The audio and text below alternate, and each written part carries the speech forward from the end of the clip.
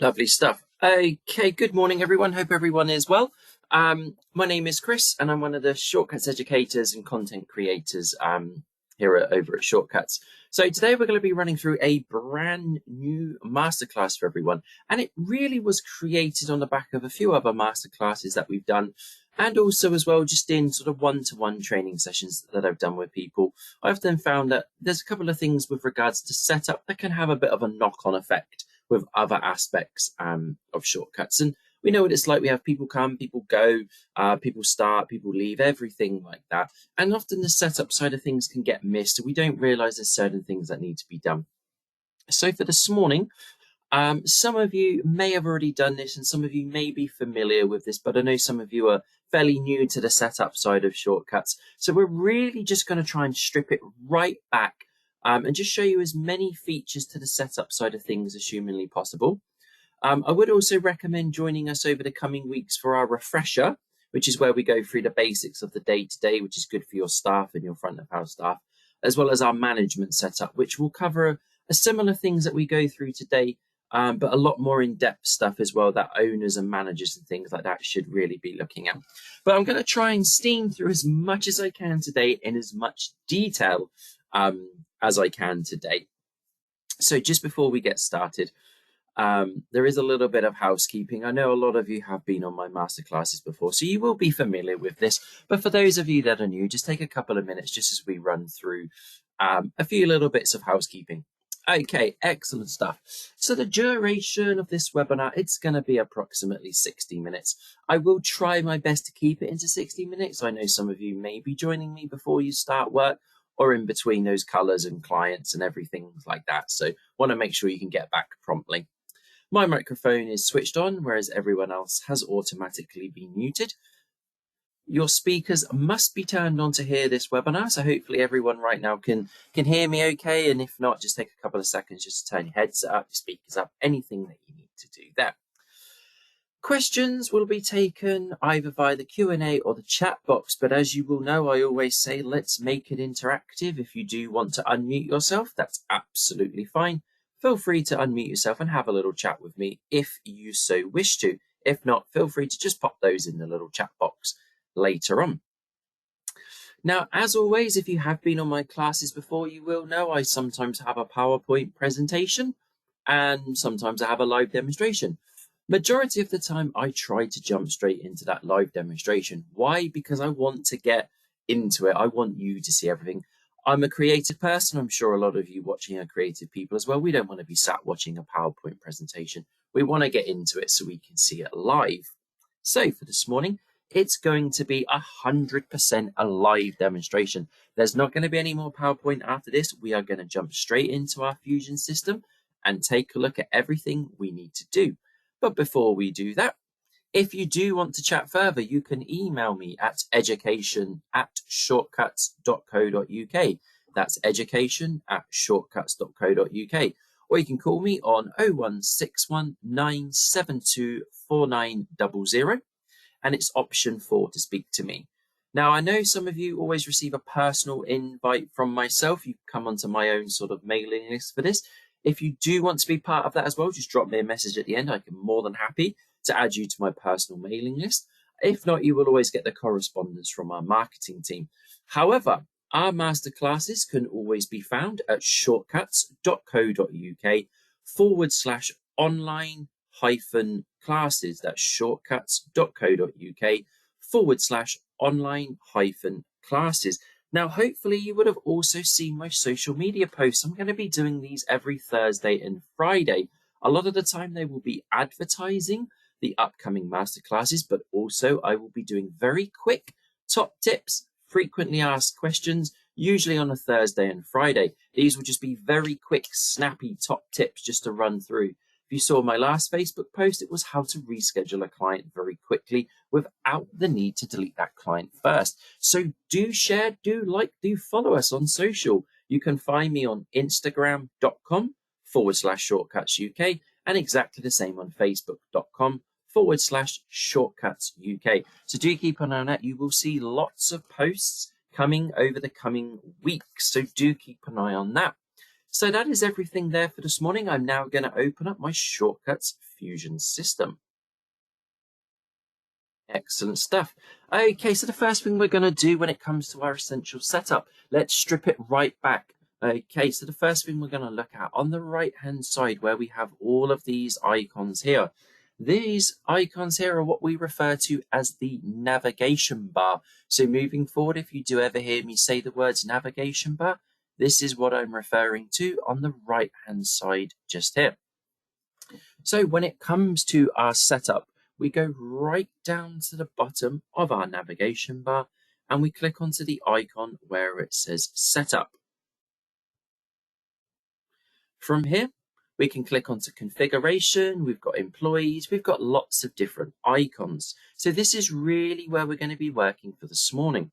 So the first thing we are going to do is we are going to look at adding in a brand new employee, okay? And that will get the ball rolling. So the first thing we're going to do is we're going to click onto employees and we're going to add a new employee. So nice and simple, towards the bottom left-hand corner, we're going to click onto the new icon. And we are then presented with the alias. Now, typically the alias will be the employee's first name, okay? But if not, you can pop their nickname in there. So I'm just going to put Bob in there. Now, underneath, you can adjust their first name if you want to. So you can pop their first name in there, or you can keep it as the alias if you wish to. You can also pop a last name in here and any other information. Underneath, you can also add a level in. Now, levels are very important. Levels form the pricing, okay? So you'll notice we have a default price. Now, a default price, when it comes to online booking, forms the base price. It's typically the cheapest price. And we're going to talk about services and prices and things like that in just a couple of minutes. But I need to add a new level in. I need to add those stylists in, those graduate stylists, those senior stylists. I don't have any levels. So where can I add this level in? To the bottom right-hand corner, you'll notice we have an icon that says levels. If I click onto that, I can then click new. And I can add that new level in. And I'm going to add in senior stylist. When we're happy with this, we can confirm it by clicking the done icon. Also underneath this, we can click onto the color and we can choose a color. Now that color will represent the level. It will not represent the stylist per se. It will represent the level, and that level can be seen on the column of the appointment book. So why do we do these colors? Well, these colors are visual indicators for new staff members. If you've got a graduate, a senior, a principal, a director, a creative director, a manager, a new talent, anything like that, those colors will represent that. And it's a very quick way for a new staff member to be able to identify what that level is. So I'm going to say my senior stylist is the pink color. Okay. You can also add a description in underneath to just say this is a level 2 stylist or a level 1 stylist or whatever it may be. If you're watching and using the walk-in manager, we will need to tick the can be allocated icon towards the bottom left-hand corner. And we're just going to click save and then done. Now we should be able to, on the left-hand side, just adjust that level just there. And then we're going to click save. Towards the bottom right-hand corner, we have a position. This will pop in the position on the appointment diary for this particular staff member. So you can see we can click the drop-down arrow, and then we can change each individual level, or position, sorry, not level. Directly underneath this, you can tick if this staff member is going to be available for online booking. This will mean they will receive bookings via the app, via the online booking, Google Reserve, anything like that. Then also underneath, we have a tick box that says send appointment communications to clients. Now this means they're able to send to their clients marketing, they're able to send to their clients appointment, reminder text messages, emails, everything like that. Now you might be thinking, well, why would I want to untick that then, Chris? Well, it may be Bob, our new senior stylist, is a self-employed senior stylist. And of course, we don't want them using your bundles for your text messages to send out to their customers. So that's maybe why you untick that there.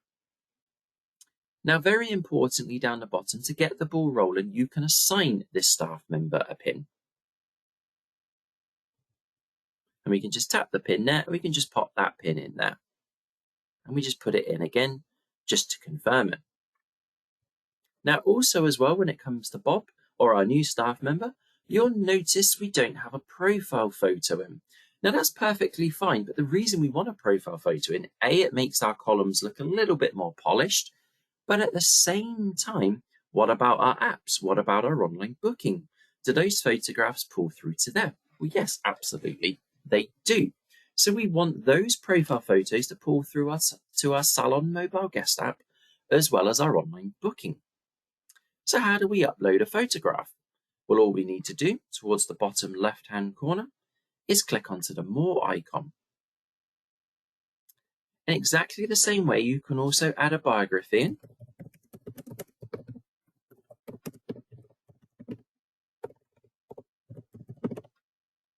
And this will be seen when a client makes an appointment via our Salon mobile guest app and our online booking platform.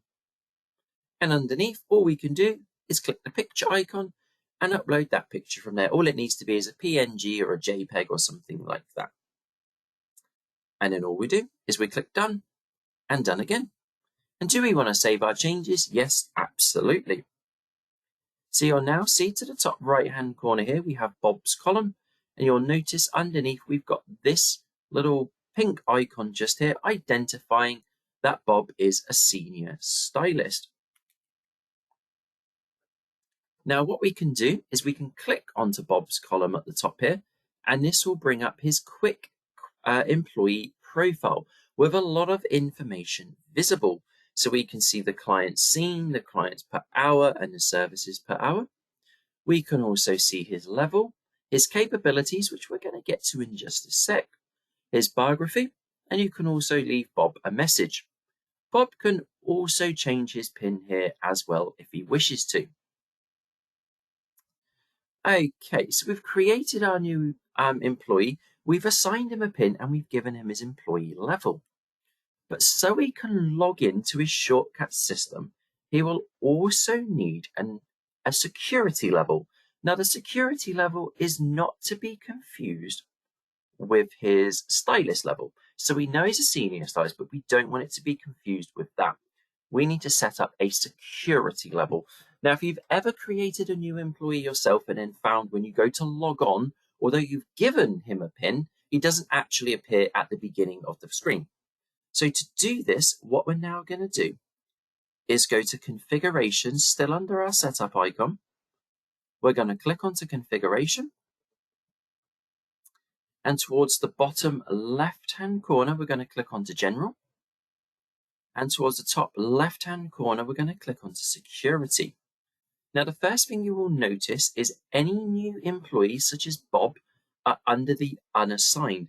That means they have not been given a security level. So essentially, although they may have a PIN, they will not be able to log into the Shortcuts Fusion system. So we need to assign them to a level. Now, what level do we need to assign this employee to?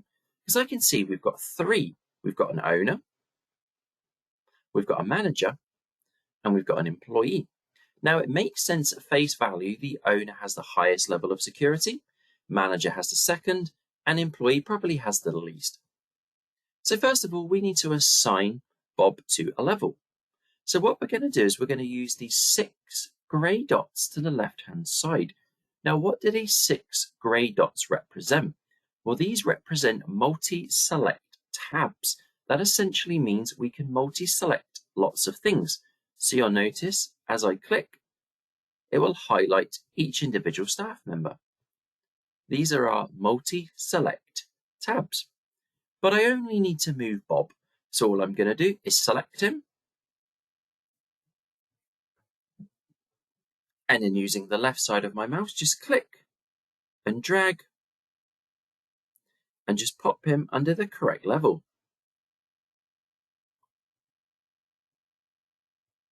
So we've assigned our new employee Bob to the manager level. But what level of access will a manager have? We presume it will have a fairly high level of access because it is a manager. But how can we see this level of access? So at the top, we've got this green tab that says Access.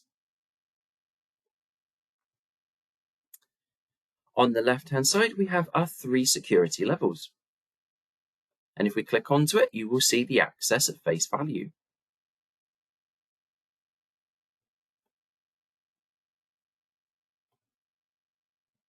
So how can we adjust this? So all we need to do on the right-hand side, once selecting the relevant level, we can expand each individual category, such as configuration, and restrict or allow that level of access. And we can do exactly the same for employee.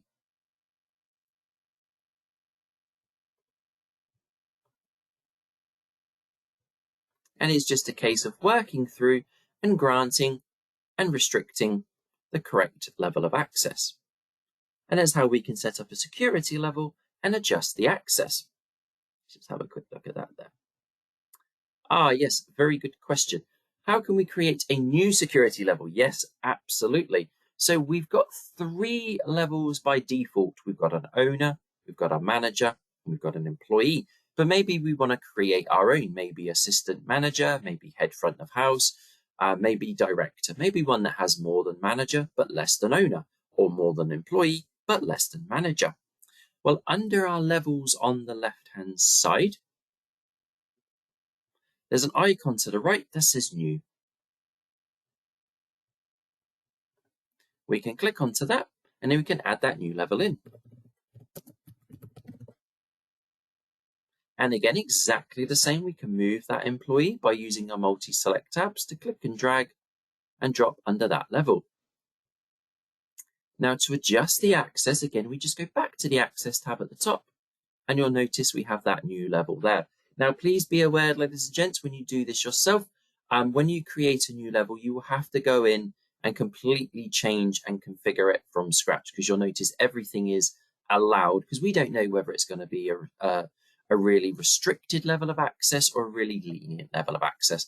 So please just bear that in mind there. So just make sure you just go for everything and just set that up accordingly. And then all we would do from there is just click done and then click done again. And that staff member will now be able to log on.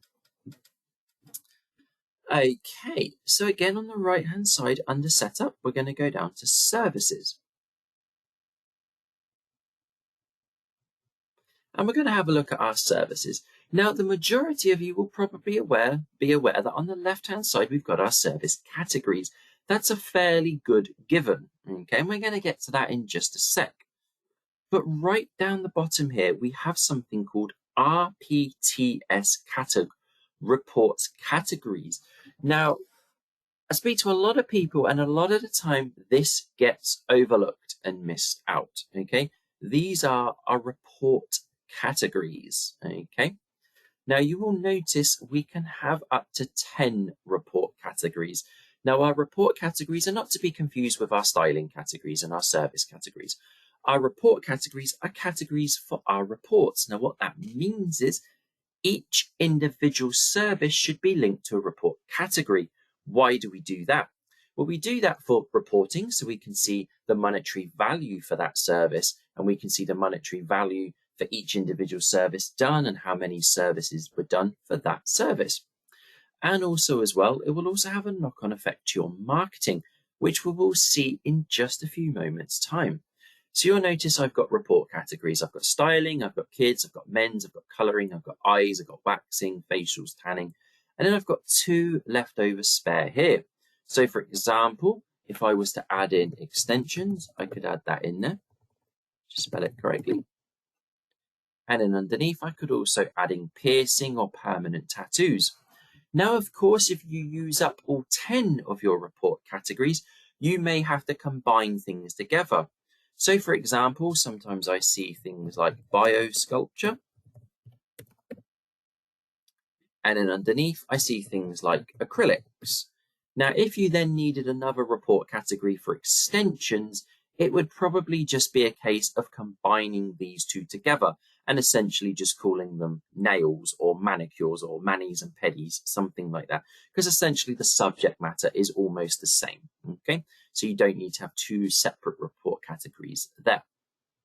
So once we've used all our report categories, and I would very much recommend you use as many as you can, okay? If you've only got 2 or 3, if you've just got hair and beauty, differentiate it. Have styling, gents, manicures, waxing, anything like that. Differentiate it. Again, it will help your reporting and also it will help your marketing.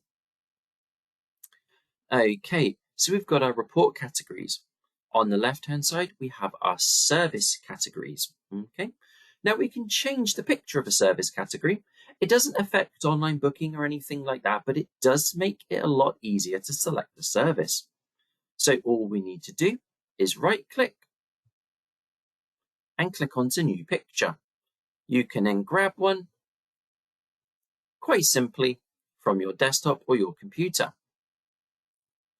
If you need to add in a brand new service category, we can click onto Business in the top left and then click the new icon towards the bottom left.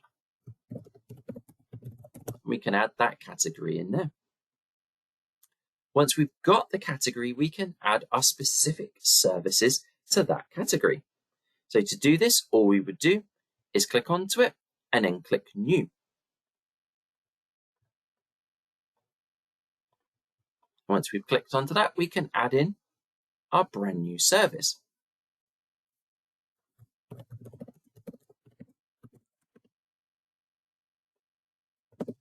And underneath, we can also add in a description. Now, our description will play a big part for our online booking. So if we add a service description in here, it will pull through to your app and your online booking. Underneath, you will see we've got our first block. Our first block is what blocks out the appointment diary. That is what forms the booking. To the right of that, we can also add in our time. We can add in a break. A break is if we want to have a gap afterwards. It's typically used for our development time for our color services. Now we can also add in our sell price. We can add in costs for any costs associated to us as a business. And you'll notice we were doing this for the level default. Now the default price here would form the starting price for online booking, okay? So typically this would be the cheapest price because it forms the from price, the start from price for your online booking. But what about if we need to add in a price for our senior stylist? Remember, Bob is our senior stylist. So we can adjust the pricing and the times accordingly for our senior stylist. So to do this, we click the drop down level where it says 4 level. And we change our senior stylist here. We can then adjust the price and the time accordingly. And that will only adjust it for the senior stylist level. You'll note if I change it back to default, it changes it back accordingly. Now down the bottom here, we have some tick boxes and these often get missed or overlooked. So just take a few minutes just to mirror what I'm going to be doing here, ladies and gents. So we've got block 1. This is block 1 here. Block 1 counts towards. So what are these tick boxes? These tick boxes are our RPTS categories. These are our report categories. So that would now mean I will add my tape extensions to my extensions report categories, meaning for my marketing and my reporting, I will now be able to see under an extensions report how many tape extensions I've done. So it is worth just triple checking all of your services, okay? And then down the bottom here, we have need visit details, okay? So need visit details will pull through to your apps and your online booking to bridge the gap to say that this service here requires a skin test. So if you feel any services require a skin test, we just click need visit details. And then we click done. So how can we quickly check all of those services? If we want to check those need visit details, if we want to check those descriptions, if we want to check those tick boxes for report categories. So remember, I always say it's all in the details. I know some of you would have heard me say this quite a bit. As I say, it's all in the details. So again, we can expand that category. We can click onto the relevant service, and then we can click onto the details icon towards the bottom left-hand corner. We can then tick the box down the bottom here that says need visit details.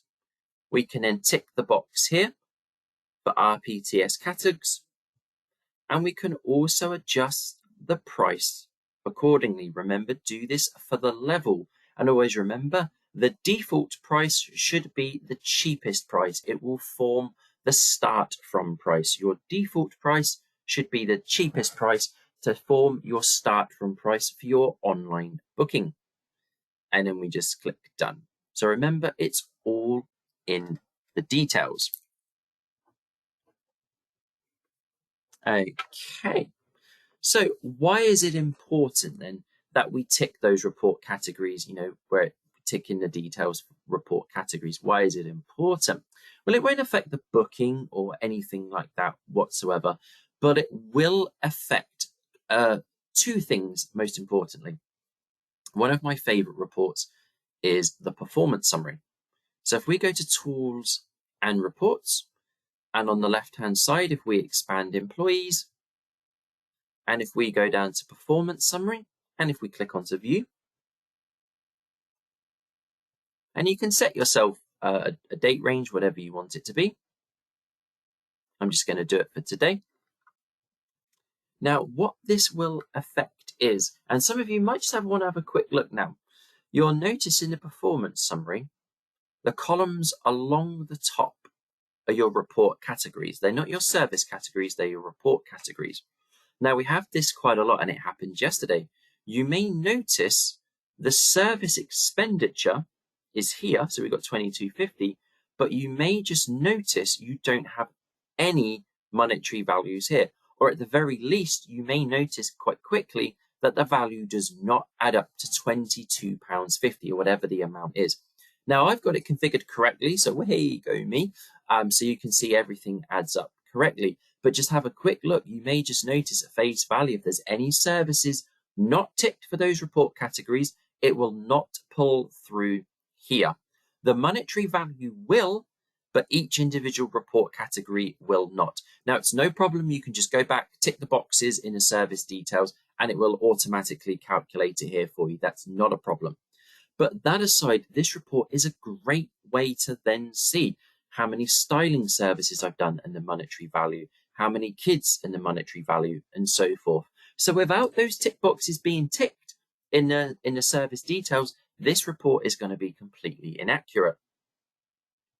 Now again, something else which happens quite a lot.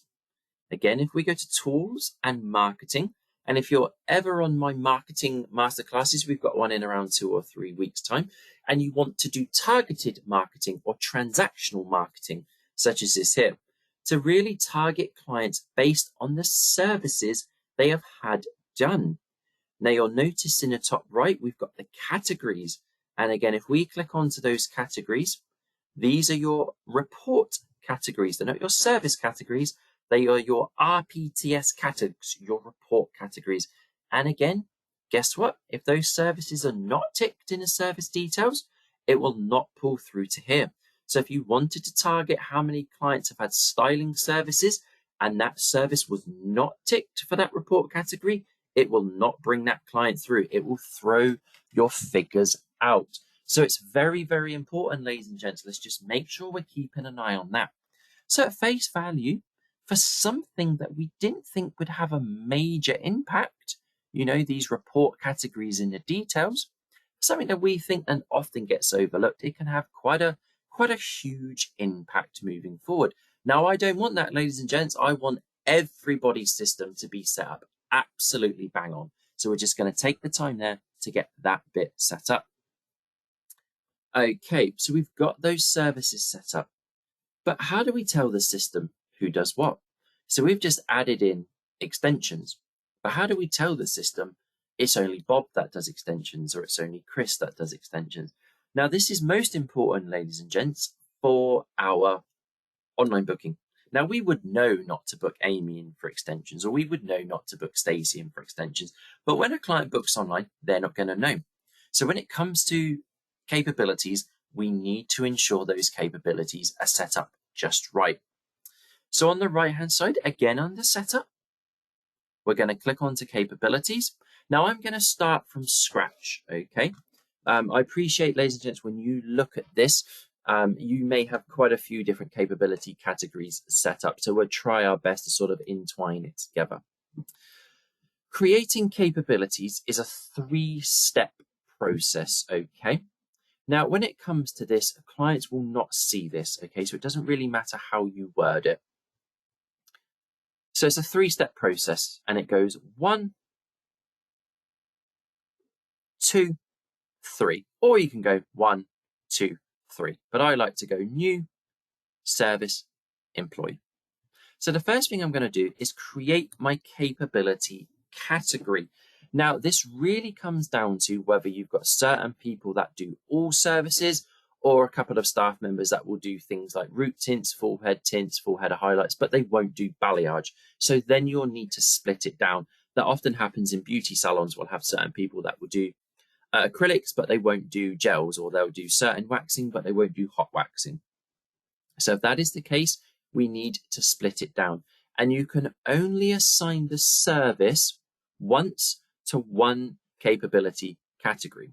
So what that means is you can't assign full header highlights to one capability category and then assign it again, and then again, and then again, and then again. You have to only do it the once. So for example, what I'm going to do is I'm going to add a capability category. I'm going to call it color, but I'm going to say no balayage, okay? Now, clients will not see this whatsoever. Now, the reason I've split this down is because I've got a staff member that does all color, but they won't do balayage. So what I don't want to do is throw balayage into this mix, because for all the other services, it will say the new staff member can do, but we don't want them to do balayage. So I'll explain. So I click onto color and I click onto service down here. And this brings up my service categories. Now, what I don't want to do, I don't want to add in all coloring, because as I've said, I've got one staff member that will do all color services except balayage. So I want to keep that separate. So what I'm going to do is use my multi-select tabs and just select my services, but I'm going to leave out balayage. And I'm going to click add, and then I'm going to click done. And it will tell me there is no employee assigned to this capability. Please assign at least one employee. So now down the bottom, step 3 is I'm going to add in all of my staff members that do color, but remember I left balayage out.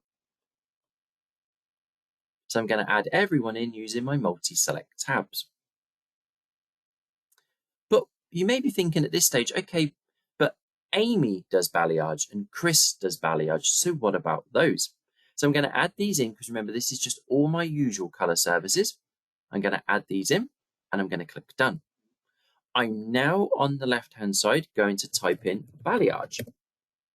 And this time I'm going to go to service. But what I'm not going to do, I'm not going to add in all of my other color services, because remember, they've already been assigned. All I need to do is purely add in balayage, click add, click done. It will tell me I've not assigned it to an employee. Click done, and then I'm going to go to my employee. This time I'm going to add in all of my staff members that do just balayage, and we're going to leave Bob out. We're going to click add, and we're going to click done. So that now means we've got all of my employees that will do normal color, but I've split it out and I've left balayage separately. So we didn't need to add color to this one because we've already got it to this one here. So that's what I mean. We only need to assign it the once. And again, I can do the same for styling. Click onto service, go into styling. But what I'm going to do, I'm going to leave hair up out, because again, I've got one staff member that doesn't do hair up.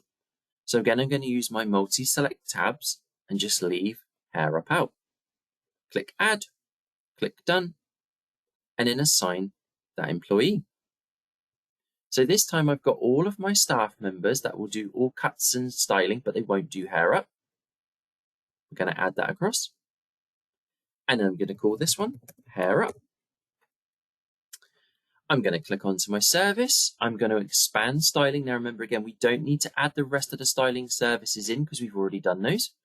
I just purely need to add hair up in. Click add, click done, and just assign my employee next. And again, I'm going to leave Chris out this time because he doesn't do hair up. Now, what would happen, ladies and gents, so I've got my styling here, but let's say for my hair up, let's say I assigned it again to my hair up category, which you shouldn't do, okay? But what you'll get is you'll get this little error. When I assign the rest of the services that have already been assigned,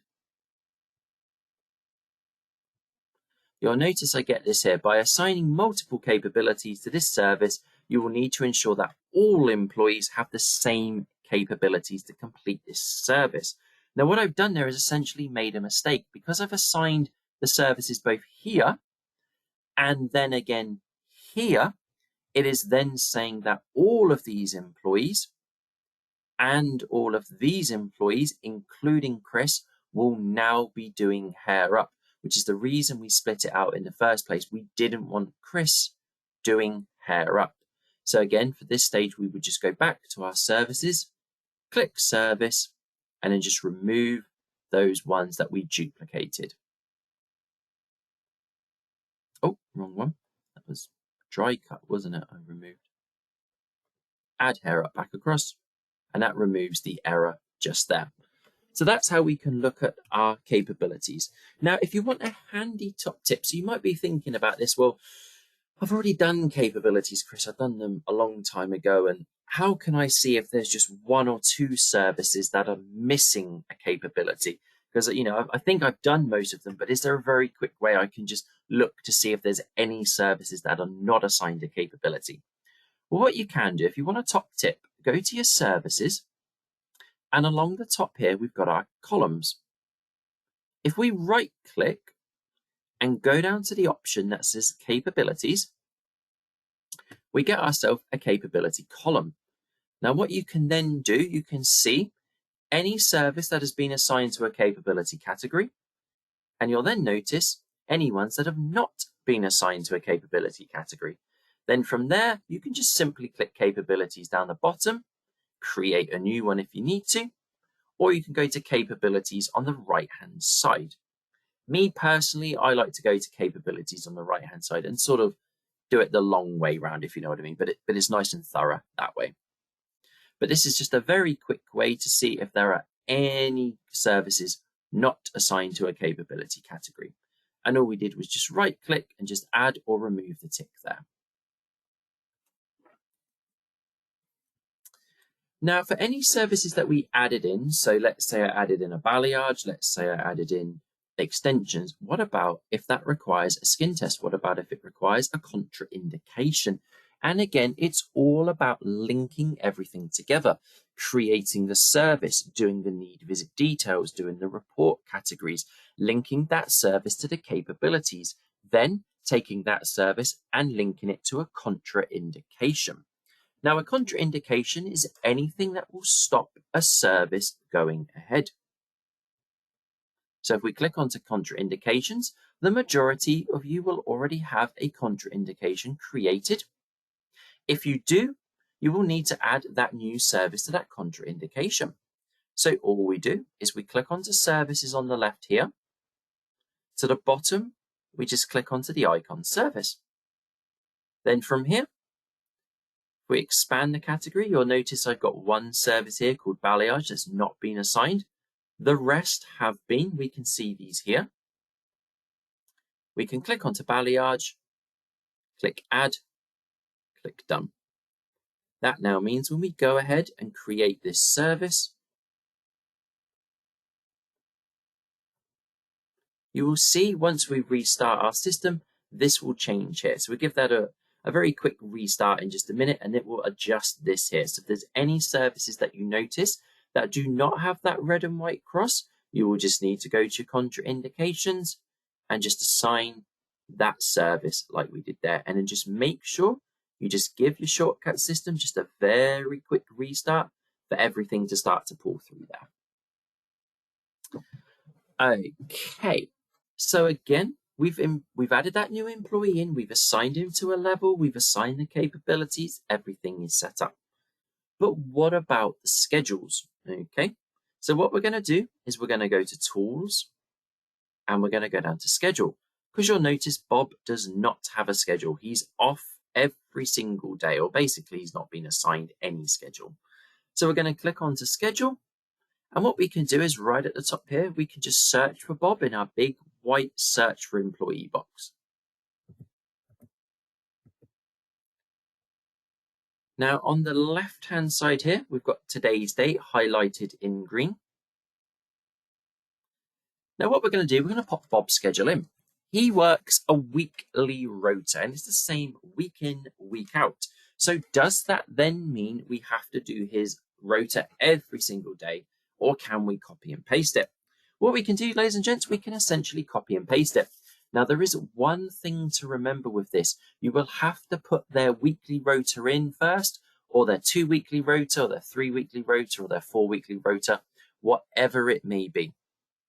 Okay, so I'm going to pop Bob's weekly rota in, and I'm going to start from yesterday. Why not?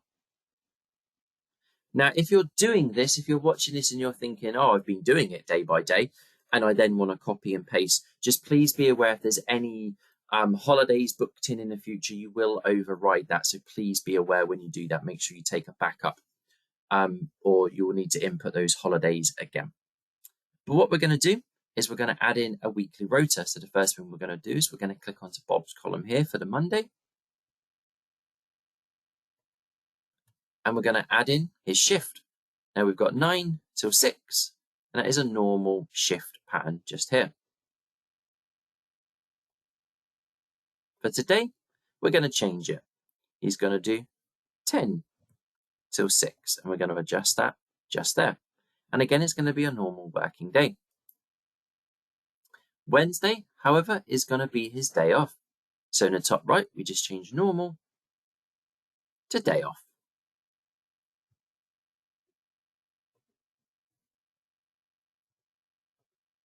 And we're just going to work through there and put his schedule in.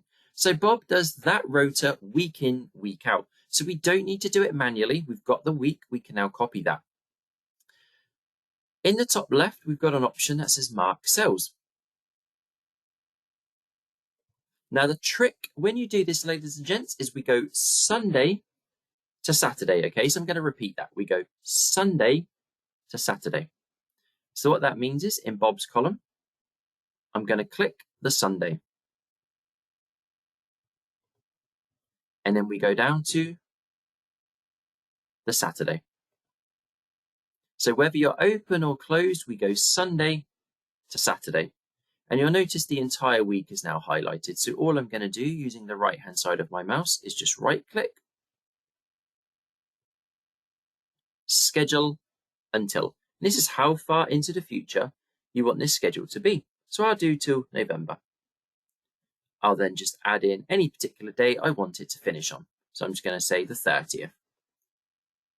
It will then tell me I've only done partial way. So the 30th wasn't a Sunday, it went till the middle of the week, which is fine. So we're just going to extend it by clicking yes, which will take it to probably Sunday in November. So it'll probably be like the 2nd of, yeah, there you go, 2nd of December, sorry. So that will just move it from the Thursday, the 30th, all the way to the 2nd of December. Then all we're going to do in the top left is just unmark the cells so we don't keep copy and pasting. Now, if we click and drag down into the safe area down here, you'll notice we've copied the entire week. So remember, ladies and gents, we always go from Sunday to Saturday. If you were to do just their working days, it will shift the shift pattern down, which will cause a few problems. So just remember, it's always Sunday to Saturday. So our employee is now set up and their schedule is all good to go. So again, just to recap, we added our new employee, we added their PIN, we added their styling level, such as senior stylist. Then from there, we went into their security level and we created a new security level as well.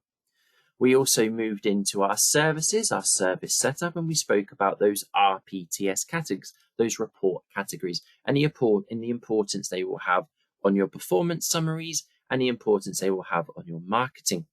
We also added in our capabilities, contraindications, and we've literally just looked at adding in our schedule.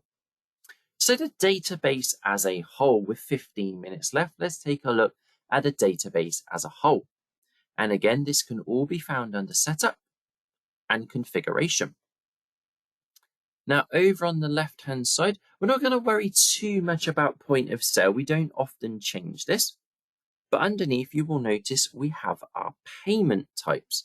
Now, this can be used if you need to add in an additional payment type, such as Amex or PayPal or anything like that. Okay. Or it can also be used if you have a self-employed staff member. So maybe they have their own card machine, such as a sum up machine or anything like that. So what I'm going to do is I'm just going to click new and I'm going to add a new payment type in. And we're going to call this one Amex. Now you won't need to do this. I was just going to say, maybe Amex wasn't a good idea. You won't need to do this if you're using integrated card machines. What shall I do? If I just call it American Express, just so I can add that in there. Okay, now you won't need to add Amex or Visa or Maestro if you're using integrated card machines. This is if you're using standalone card machines, but maybe you want to have a separate payment type for American Express. Now what you can do on the right hand side, we've got a tick box that says banking. So what does that mean? So essentially that means if we're going to take any of this money to the bank, or when we do our cashing up at the end of the day, when we input our payment types and the money for each individual payment, so just cash and card, if we tick banking there, it means it will show on the end of day. When we do our cashing up the end of day wizard, it means we'll have to input the values for American Express.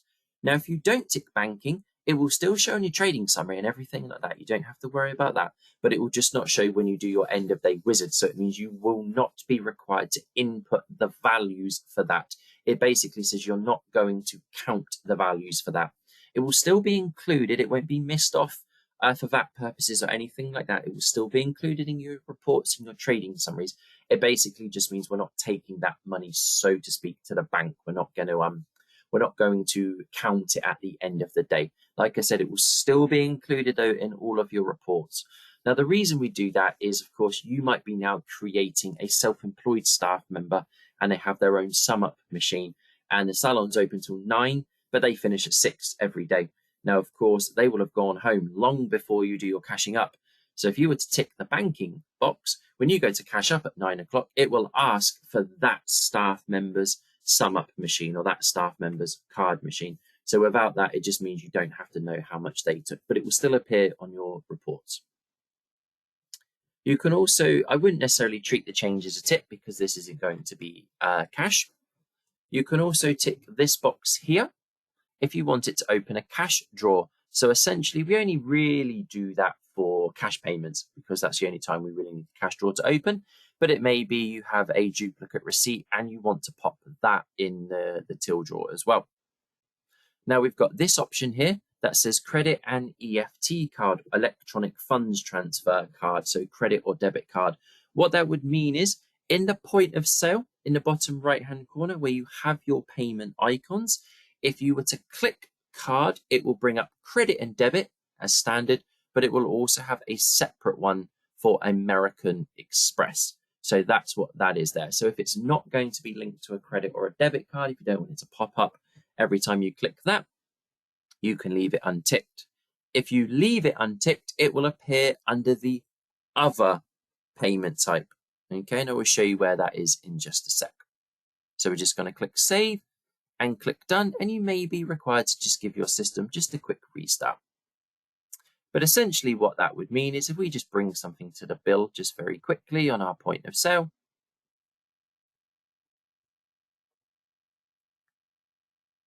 if we ticked credit and EFT card, when we click onto card here, it will appear here.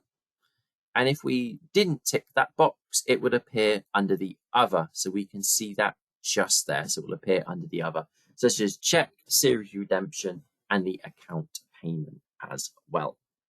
And that is how we can set up a payment type.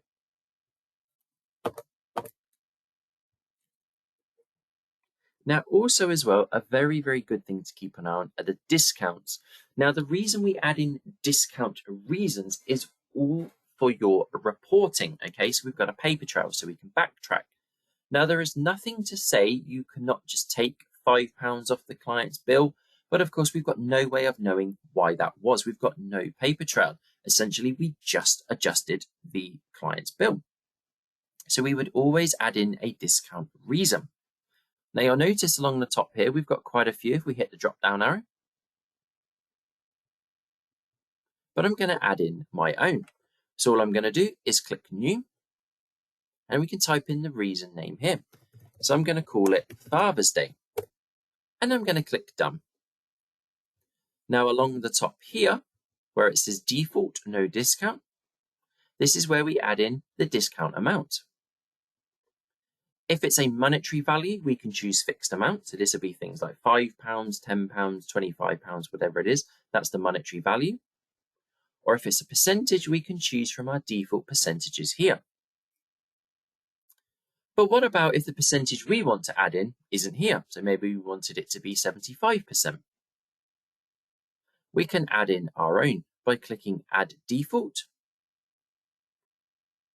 and add in that percentage there. We can now go back to our default amount drop-down arrow and add it in just here. You can also add in a description, and I would also recommend setting an expiry date. If not, it will always just appear here and it can get a little bit messy. So I'm just going to say this is only going to be valid for roughly 6 months. So if we just do till March 2024. That will then become inactive once that date expires. Underneath, we also have 3 tick boxes here where it says discount can be applied to products, services and series, sundry and gift certificates. So what can this discount be applied to? If it can only be applied to our services, we just untick these 2 either side. And that will cement it to only being taken off services and series. Then underneath, you can also tick this box if you do not want the default amount to ever be changed. Again, that will secure it at a 75%. It will not be able to be changed to 60 or 90 or anything like that. Then all we do is we click Save, and then we click Done and Done again. And once again, you may just have to give just a very quick restart to your shortcut system. But again, if we go back to point of sale, if I bring a service to the point of sale screen,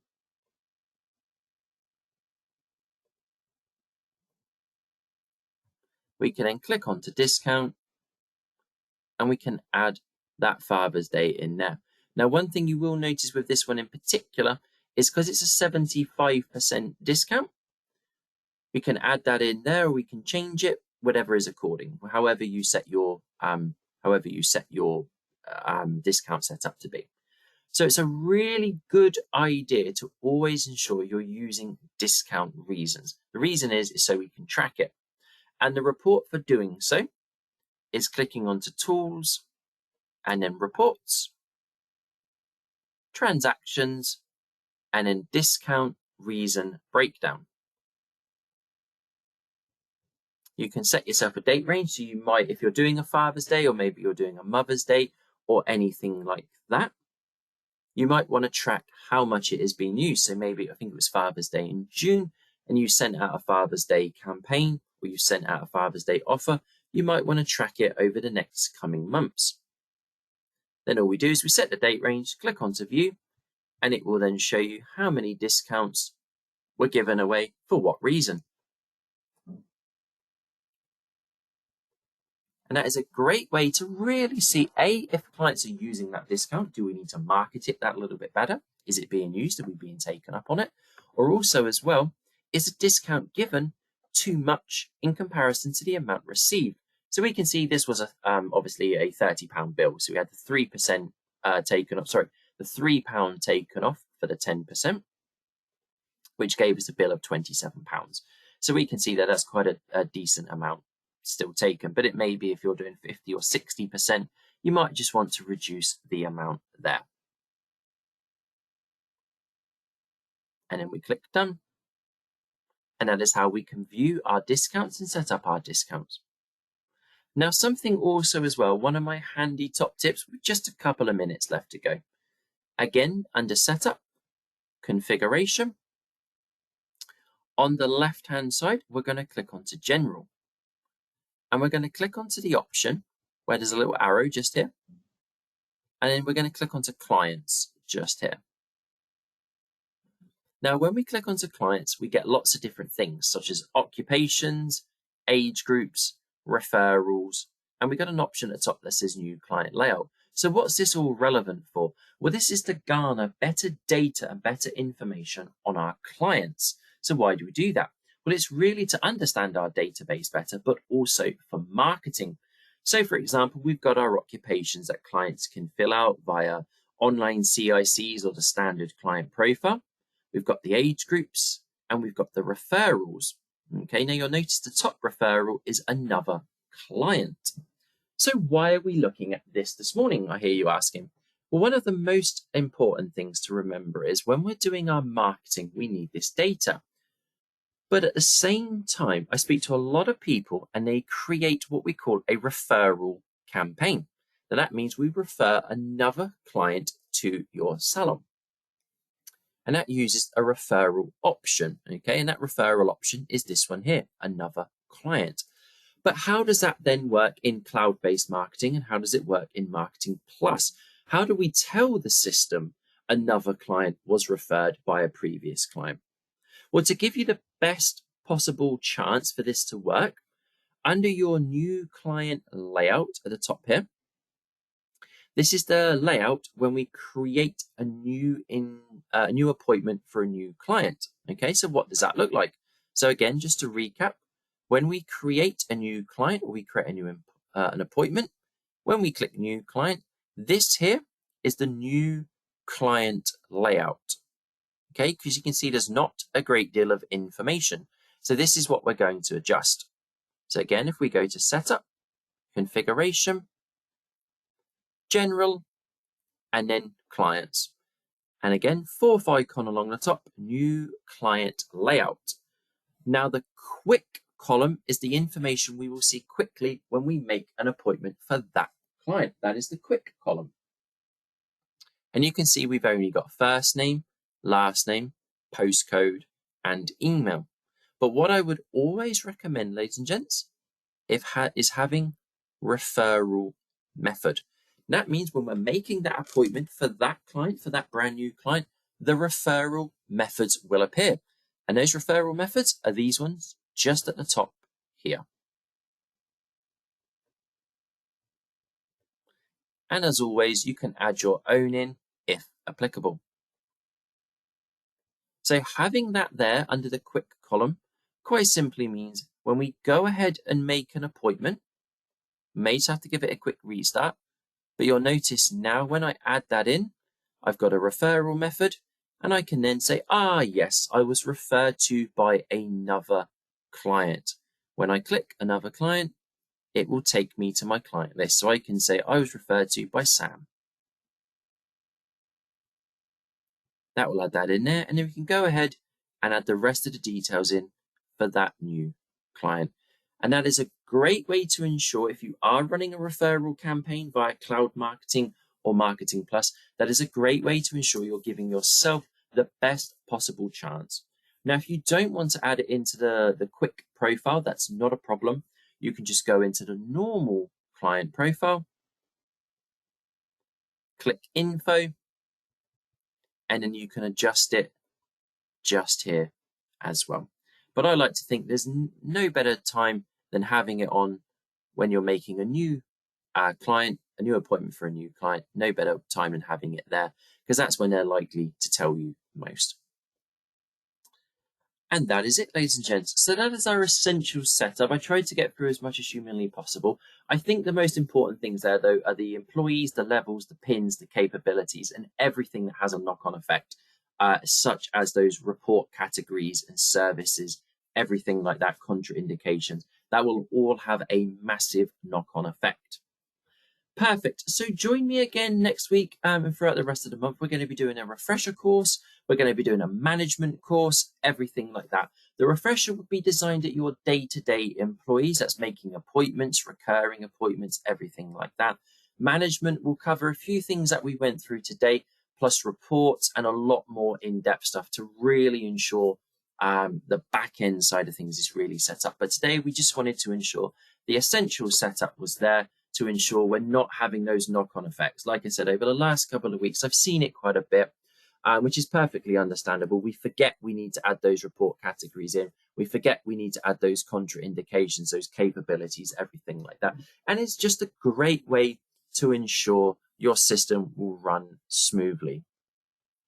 So thank you ever so much for joining me this morning. If you do have any questions, feel free to pop those across or unmute yourself and have a little chat with myself.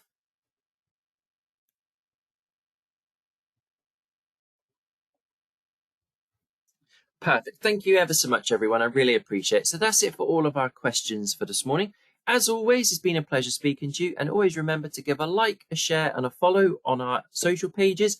Again, these can be found at instagram.com/shortcuts UK and as well facebook.com/shortcuts UK. And if you want to view more online classes, these can be found at shortcuts.co.uk/online-classes. And as always, feel free to give me a call or drop me an email at education@shortcuts.co.uk.